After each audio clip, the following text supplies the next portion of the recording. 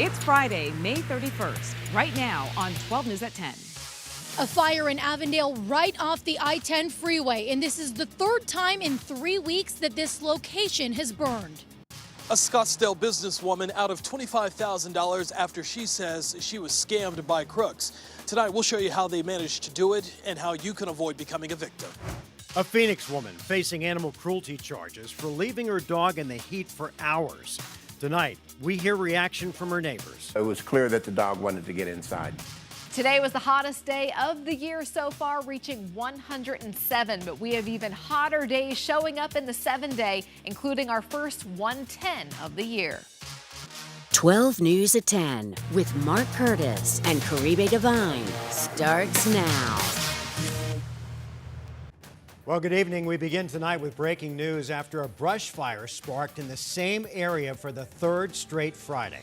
This was the scene near I-10 and Dysart in Avendale just a couple of hours ago. Those flames there burning in the Agua Fria River bottom. It comes after we brought you coverage of similar fires burning in that same river bottom each of the last 2 Fridays. Good evening and thanks so much for joining us. For 12 News at 10, I'm Caribe Divine. And I'm Mark Curtis. This fire sparked about 5 o'clock this afternoon. You may have noticed it if you were driving on the I-10 westbound during your evening commute. 12 News journalist Bianca Bono is live at the scene near I-10 and Dysart Road. And Bianca, those flames were burning pretty good earlier. What are they doing now?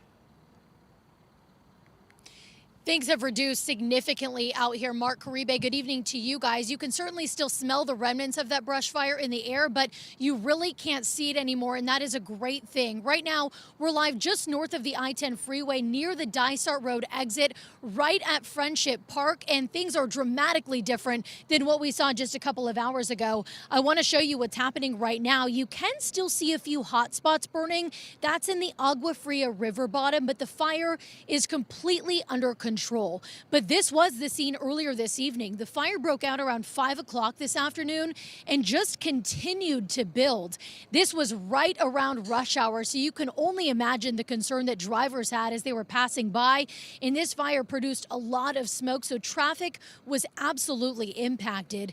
There are so many businesses and apartment complexes just west of where the brush fire was, but I'm told nobody had to be evacuated, and at no point were any structures threatened.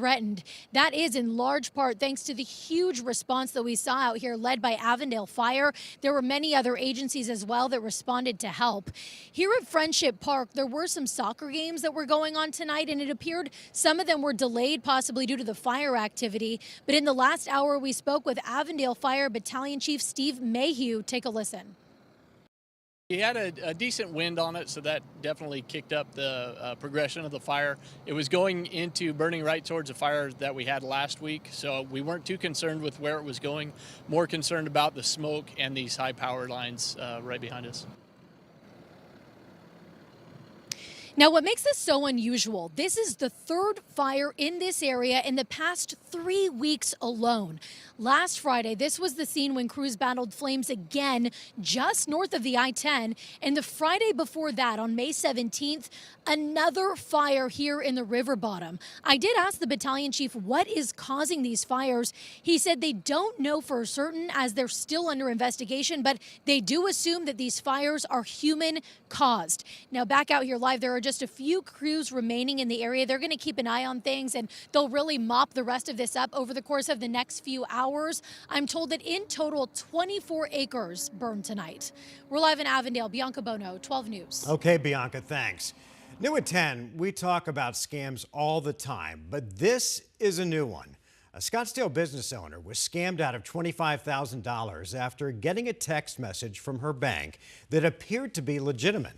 For weeks, she's been fighting to get her money back, but experts say she shouldn't count on it. Tonight, she's sharing her story only with 12 News journalist Jonathan McCall. And Jonathan, she says she did get some money back. Did she get much of it?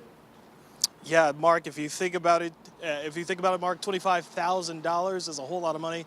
She says she received a refund of just $128 this week from her bank after this entire ordeal. Tonight, she says she's trying to make sure that other folks don't fall victim to that same scam.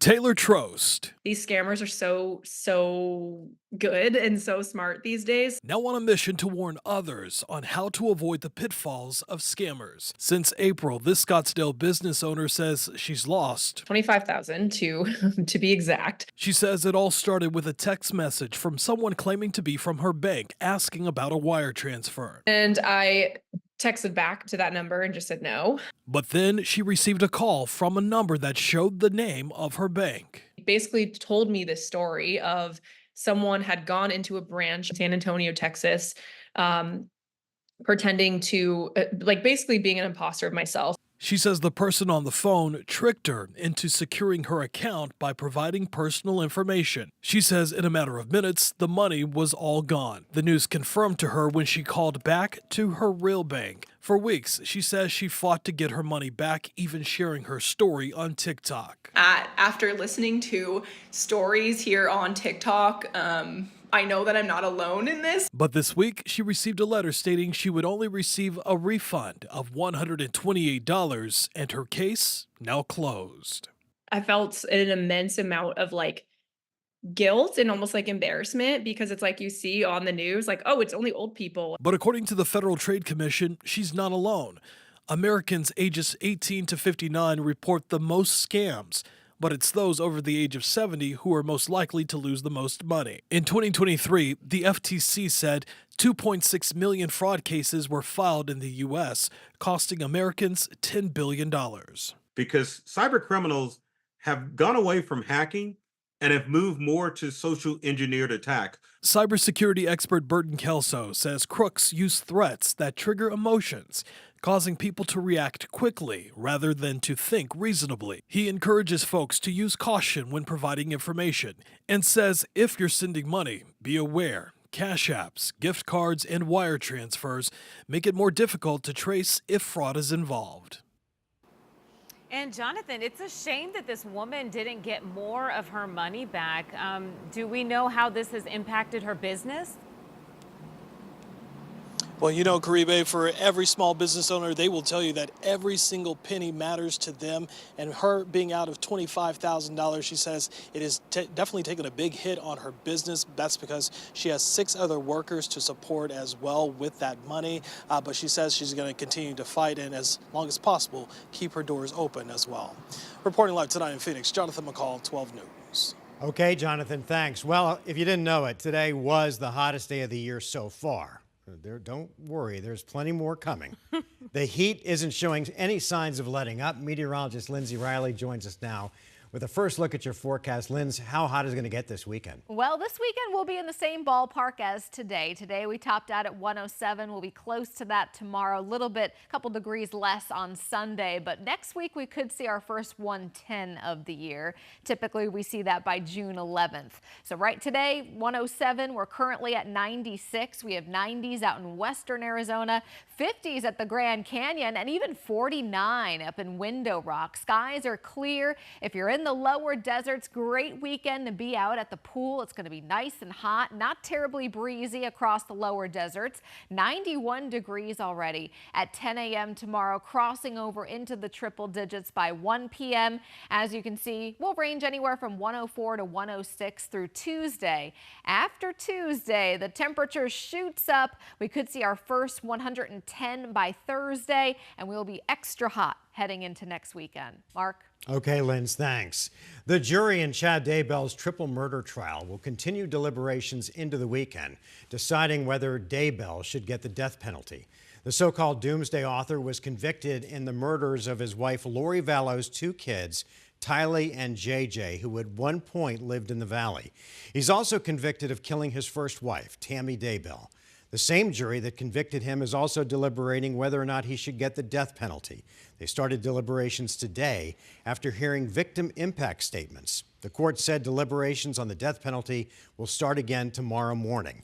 Stay with 12 News for the latest updates. Tonight, a horrible situation in downtown Phoenix. People watched as a dog was left outside of an apartment balcony for several hours with no water, no shade, leading to that dog's death.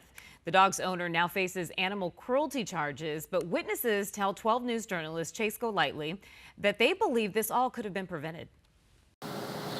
This is a community of dog lovers.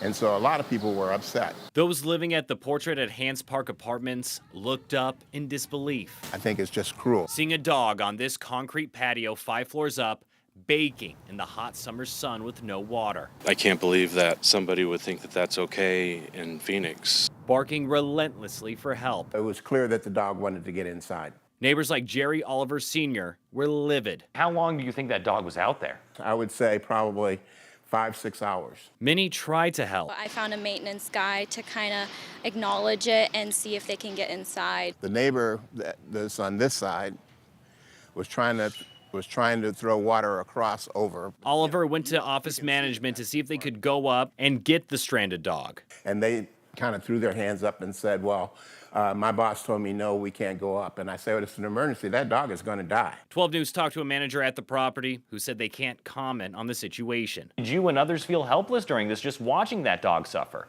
Yeah, I did feel a little helpless. Multiple people called Phoenix police, who arrived at around 3. But at this point, the dog stopped barking and laid on the hot concrete. Someone did go into the apartment or showed up and let the dog in. Phoenix police tell me it was the dog's owner, 31-year-old Ivory Crawford. But when officers went to go and try to speak with her inside the apartment, they said she was already gone. Court records claim Crawford was in Chandler and told police she would be back to let officers see the dog. But after knocking several times when she was back, the document claims Crawford ignored them, forcing police to obtain a search warrant, finding scratch marks on the back patio door, and the dog dead in the bathroom. It's upsetting. In a death many here believe should have never happened. Definitely could have been prevented. We could have saved this dog's life and not have them cruelly led to death. In Phoenix, Chase Golightly, 12 News. Well, the Arizona Humane Society agrees that this death was preventable. They recommend that dogs not be outside for longer than 5 minutes if the temperature is 95 degrees or higher. And when dogs are in the backyard, they need to have access to indoors with plenty of shade and plenty of water.